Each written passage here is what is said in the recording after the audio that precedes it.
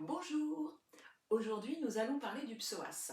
Pourquoi le psoas? Parce que c'est le seul muscle qui va relier le haut du corps avec le bas du corps. Et nous, en tant qu'élèves de yoga ou professeurs de yoga, comme professeurs de danse ou autres professeurs et autres activités qui touchent notamment le corps, eh bien, c'est intéressant de savoir comment il fonctionne et quels sont ses liens, quelles sont ses interactions. Le psoas est un muscle qui va être attaché à la dernière vertèbre thoracique. Je demande à Oscar de bien vouloir se rapprocher. À la dernière vertèbre thoracique et aux 5 vertèbres lombaires. Puis il va passer à l'intérieur de votre bassin et va venir se connecter, excuse-moi Oscar, à cette petite saillie qu'on appelle le petit trochanteur. Et donc, vous comprenez bien qu'en fonction des mouvements que vous allez faire, cela va engager votre psoas. Alors bien sûr, je vulgarise, c'est beaucoup plus complexe que ça, hein, on est bien d'accord. Ce psoas, on l'appelle également le muscle de l'âme en yoga. Pourquoi? Parce qu'on dit que c'est lui qui va emmagasiner les chocs, aussi bien les chocs physiques que les chocs émotionnels. Mais ce qui est intéressant de savoir, c'est que ce muscle, il est en lien, il est connecté, et même interconnecté avec différents organes. Lorsqu'un organe avec lequel il est en lien a un problème, ça va jouer sur le psoas, et si le psoas a un problème, ça va jouer sur cet organe. Le premier organe dont on va parler, c'est votre diaphragme, le muscle principal de la respiration. Ce diaphragme, il se trouve au niveau de votre cage thoracique, ça fait comme une sorte de dôme, hein, comme un petit parapluie, et l'intérêt et le but en tout cas de ce diaphragme, c'est de pouvoir descendre et monter pour permettre une belle amplitude respiratoire et également de pousser un peu et peut-être même de masser les organes qui se trouvent, donc notamment les organes digestifs qui se trouvent en dessous. Ce diaphragme, il va être lui aussi attaché à vos vertèbres lombaires, à certaines vertèbres lombaires. En fait, ça fait comme deux petites lamelles qui descendent, hein, il va se séparer en deux petites lamelles sous lesquelles, on va dire sous lesquelles, passe votre psoas. C'est-à-dire que lorsque le diaphragme bouge, eh bien ça fait bouger, ou en tout cas ça vient influencer votre psoas, et quand le psoas bouge, ça peut venir influencer votre diaphragme. Il y a des interactions également avec d'autres organes, mais peut-être des interactions un peu moins mécaniques, c'est ce qu'il faut comprendre. Les organes avec lesquels le psoas va être lié sont des liaisons, on va dire, nerveuses. Les organes sont innervés et au niveau du psoas et au niveau notamment des vertèbres. Donc ça, c'est quelque chose à garder en tête car les autres organes, à partir du moment où il va y avoir notamment des inflammations, eh bien, cela va avoir une influence sur le psoas, mais le psoas va avoir également une influence sur les autres organes parce que s'il est trop tendu, si il est abîmé, s'il est surmené, eh bien cela va impacter les organes avec lesquels il est lié. Donc, le deuxième organe avec lequel le psoas est également en lien, ça va être vos reins. Pareil, les reins, c'est notre organe qui filtre en fonction de ce que vous allez boire et manger. Il va être plus ou moins en forme et les informations vont passer du rein vers le psoas, mais également inversement si le psoas a un souci. Il va être également en lien avec votre, on va dire, votre sphère digestive, l'estomac et l'intestin qui se trouvent ici. Et ils sont, on va dire, devant votre psoas. Le psoas est à l'arrière, c'est un muscle très profond. Lorsque l'intestin ou l'estomac ont des difficultés, eh bien ça va influencer votre psoas et inversement. Autre organe ou autre partie où il est connecté, c'est toute la sphère urinogénitale. Et il n'est pas rare d'ailleurs d'entendre les femmes se plaindre de mal de dos au moment de leurs règles. Donc, idem, interaction entre les deux. Il va y avoir également ce qu'on appelle le nerf fémoral. Le nerf fémoral, eh bien, il va passer au niveau d'une petite cavité dans votre colonne vertébrale et il va glisser le long de votre cuisse, devant, à l'avant de votre corps. Il passe à l'intérieur. Le nerf fémoral, c'est aussi ce que l'on appelle le nerf crual. Vous savez, c'est le copain du nerf sciatique. Le nerf sciatique passe à l'arrière, le nerf crual passe à l'avant. Donc, quand on comprend les interactions, quand on comprend les liens qu'il peut y avoir entre le psoas et ses organes, parfois ça met en lumière certaines pathologies. Alors, attention, on soit bien d'accord, c'est pas parce que vous avez mal au dos que c'est forcément lié à votre psoas ou lié à un de ces organes. Si vous avez un problème médical, vous allez d'abord voir votre médecin, qu'il puisse diagnostiquer le problème, et ensuite peut-être vous interroger sur est-ce que mon psoas est un peu tendu, est-ce que mon psoas n'est pas assez musclé, parce que c'est ça, un muscle, il va avoir deux raisons de vivre, celle de vous soutenir et celle de pouvoir vous donner une certaine amplitude de mouvement. Comment fonctionne le psoas? Quelles sont ses fonctions?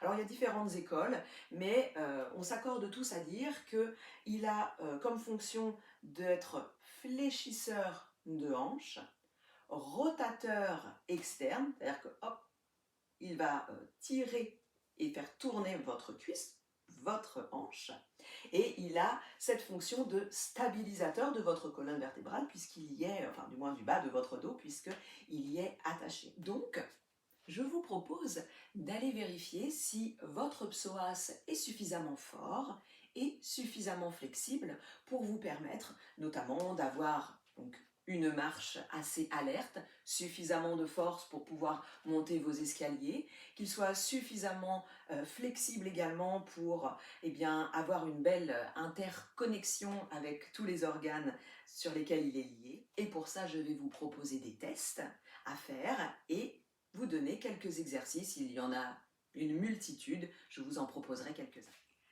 Alors, comment savoir si ce psoas est suffisamment musclé et suffisamment relâché, en tout cas souple, on va dire, pour avoir une marche suffisamment fluide et assez stable et de pouvoir rentrer dans certaines postures plus facilement? Eh bien, il y a un exercice à faire qui est assez simple, enfin il y en a plusieurs. Le premier, ce serait de vous coller contre le mur et de venir avancer un tout petit peu vos jambes. Et nous allons, dans un premier temps, fléchir donc notre hanche. On va monter notre jambe.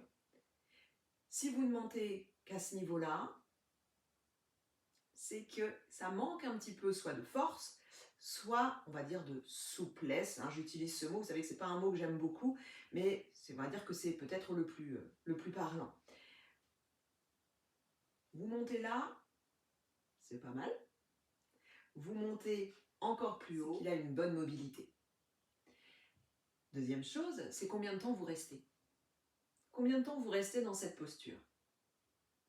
Si c'est 5 secondes, il n'est pas suffisamment musclé. 30 secondes, c'est vraiment le minimum. Pour savoir si votre psoas est suffisamment solide, suffisamment musclé, suffisamment actif, il faut tenir un minimum de 30 secondes. Alors vous allez faire l'autre jambe, bien entendu, et comme vous le savez, on n'est pas forcément symétrique. Donc il est possible que ce soit beaucoup plus difficile avec l'autre jambe, ou plus facile. Pareil, vous tenez à peu près minimum une trentaine de secondes. Deuxième exercice, on va voir un peu au niveau de la stabilisation de votre dos. Qu'est-ce que ça donne? On va donc s'allonger sur le dos,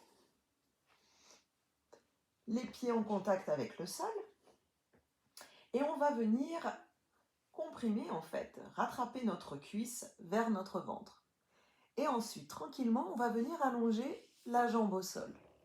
Si votre jambe se pose et que votre dos reste neutre, nous allons dire, eh bien, c'est que vous avez une bonne stabilité. Mais par contre, si vous sentez que le dos se cambre, si votre jambe a du mal à venir toucher le sol, que c'est compliqué pour vous, c'est qu'il y a effectivement une petite faiblesse dans votre psoas.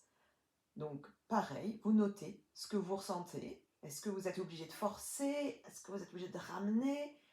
Et même chose de l'autre côté. Autre exercice, c'est d'aller voir la flexibilité de ce qu'on appelle le droit fémoral.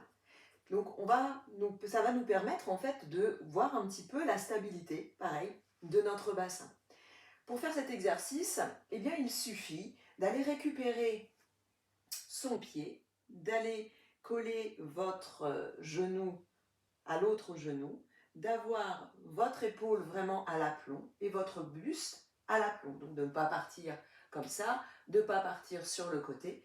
Essayez de rentrer dans votre posture, de ramener votre talon et de voir si votre posture reste stable ou non. Pareil, on le fait des deux côtés. Un autre exercice que l'on peut faire et que l'on fait beaucoup en yoga pour vérifier en fait, ou du moins pour avoir une idée de la flexibilité de notre psoas, c'est de passer du chien tête en bas en guerrier bas, c'est-à-dire lorsque l'on ramène notre pied à l'avant de la posture. Par exemple, je veux ramener mon pied gauche entre mes mains. Je peux poser le genou bien sûr à la suite et je remonte lorsqu'on rentre par exemple dans une salutation au soleil. Est-ce que lorsque je fais ce mouvement, est-ce que j'ai du mal? C'est-à-dire que je pars un petit peu sur le côté, que j'ai du mal à ramener mon pied entre mes mains. Voilà. Parfois, on ne peut absolument pas le faire. Et donc, je vous rappelle que dans nos postures de salutation au soleil, eh bien, ce que l'on a pris comme variante, c'est de venir d'abord déposer nos genoux et ensuite de ramener le pied à l'avant. Donc ça nous permet également d'observer où en est notre psoas, sa flexibilité. Je vais vous donner quelques petits exercices afin de renforcer ce psoas, mais également de le rendre plus flexible et de l'étirer, l'étirement étant un soulagement temporaire. Vous allez placer un élastiband, si vous en avez un, sous le pied de la jambe de terre et passer l'élastiband au-dessus de la cuisse qui va travailler. Vous allez faire donc une flexion de hanche, remonter la cuisse vers vous. Vous allez pouvoir le faire de manière dynamique dans un premier temps. À vous de mettre la force que vous souhaitez dans votre élastique. C'est pour ça que l'élastiband est un outil intéressant. Et puis vous faites également en statique. Toujours pareil avec cette idée de pousser un peu l'élastiband et lui fait l'effet inverse. Si vous n'avez pas d'élastiband, vous pouvez exactement faire la même chose en posant vos mains qui viennent donc repousser la cuisse et votre cuisse qui vient repousser vos mains. Deuxième exercice, allongé sur le dos, les pieds largeur du bassin. Faites une légère rétroversion de votre bassin. Posez la cheville sur la cuisse inverse. Portez bien votre attention sur votre ventre qui est aspiré sous vos côtes et non poussé vers le plancher pelvien. Et puis, commencez à monter dans votre demi-pont. Partez bien du mouvement des fesses, c'est elles qui poussent vers le haut. Puis, lorsque vous redescendez, posez votre attention sur votre colonne vertébrale. Venez stabiliser votre dos. De nouveau, on remonte, on le fait donc en dynamique. Observez bien votre dos, la manière dont il se dépose, ne lâchez pas la rétroversion de votre bassin et recommencez. Puis restez quelques secondes en statique dans votre posture du demi-pont. Parfait. Poussez bien dans vos fessiers. Rappelez-vous que tout est connecté, les fessiers doivent être actifs, les ischios, les quadriceps. Puis redescendez au bout de quelques secondes, vous pouvez vous étirer si vous le souhaitez. Deuxième exercice, celui du chevalier servant. On va donc déposer un genou au sol, l'autre pied vers l'avant. On va faire une rétroversion de notre bassin et on va pousser afin d'étirer à l'arrière et d'étirer effectivement votre psoas. Alors, petit arrêt sur image. Alors, juste pour comprendre que lorsque l'on étire le psoas, eh bien, ça va venir le relâcher plus profondément. Voilà, c'est un mécanisme physiologique. Lorsque l'on vient étirer un muscle, un autre derrière se contracte. Lorsque l'on relâche tout, eh bien, il y a un effet de détente plus profond. Voilà, c'est un mécanisme physiologique que je ne décrirai pas ici parce que ce n'est pas le but de la vidéo. Ce qu'il faut donc bien comprendre, c'est que cette posture, cet exercice n'est pas suffisant pour venir travailler sur votre psoas. Il va falloir derrière aussi l'activer, le muscler. Mais ce qu'il y a également d'intéressant avec cet exercice, c'est d'aller vérifier si notre nerf fémoral, qu'on appelle aussi crual, qui est donc l'inverse du nerf sciatique, lui il va passer vers l'avant de la jambe, n'est pas trop serré à l'intérieur du psoas. Et si c'est le cas, que vous ressentez des fourmillements, il y a un autre exercice. Reprenons donc notre exercice. Rétroversion de votre bassin, puis poussez vers l'avant. Faites attention à votre genou, qu'il ne soit pas trop en hyperextension. Vous pouvez rester, le faire légèrement en dynamique également. De nouveau, rétroversion, je pousse. Je fais attention mes sensations, puis je peux passer mon bras au niveau de mon oreille et me pencher sur le côté de manière à étirer encore plus mon psoas. Alors voici l'exercice qui va vous permettre de faire glisser votre nerf fémoral. Et si vous ressentez une petite douleur lorsque vous faites l'exercice du chevalier servant, cela peut venir de votre nerf fémoral qui lui traverse votre psoas et quand celui-ci est étiré, eh bien ça vient irriter. Cet exercice, il va vous permettre de travailler sur la stabilisation de votre bassin, le renforcement de votre dos, également de vos quadriceps, mais ce n'est pas forcément l'effet recherché. Ici, vous vous penchez vers l'arrière. Lorsque les quadriceps crient, il va falloir casser le bassin et déposer vos fesses sur vos talons, comme ceci. C'est un exercice qui est très bon pour la stabilisation de votre dos, de votre bassin et de faire glisser le nerf fémoral. Comme on l'a expliqué en début de vidéo, le psoas a un lien très particulier avec notre diaphragme. Pour ça, pour redonner de la mobilité à notre diaphragme, il n'y a rien de mieux que les exercices de respiration, bien entendu. Nous allons donc nous allonger sur le dos, les jambes pliées, petite rétroversion de votre bassin, afin de ne pas venir étirer sur votre plancher pelvien, puis vous expirez en poussant le ventre légèrement vers le bas et remontant vers le haut, puis lorsque vous inspirez, vous gonflez votre ventre. Ainsi, votre diaphragme va retrouver toute sa mobilité. J'inspire et j'expire.